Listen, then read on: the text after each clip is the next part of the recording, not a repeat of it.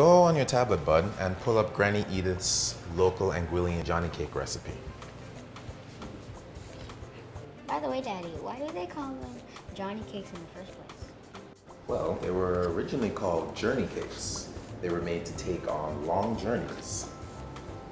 In other islands, though, they call them bakes or floats. So how many cousins are coming over again?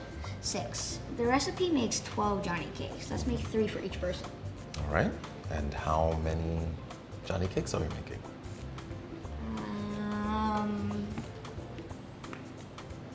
18.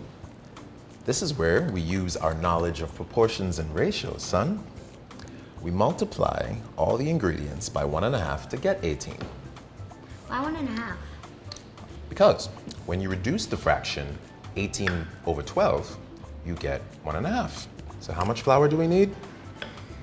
Well, if Grandma uses 4 cups, then half of 4 cups is 2, so 2 plus 4 is 6. We need 6 cups. Great. Get the measuring cup. You need 6 cups of flour.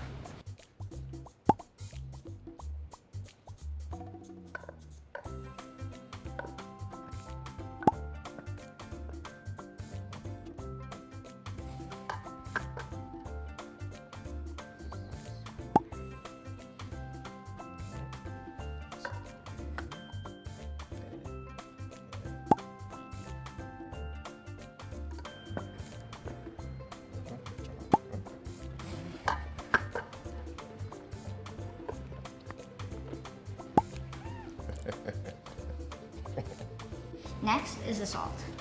Grandma uses half a teaspoon to measure the salt. So that means we need 3/4 teaspoons. But Dad, there's no measuring teaspoon for 3/4. Oh, that's okay. We'll figure it out with what we have. I know. We can use a 1/4 teaspoon 3 times, or we can use a half teaspoon with a 1/4 teaspoon. Good job, Jamal. All right, let's get the rest of the ingredients in here and start kneading.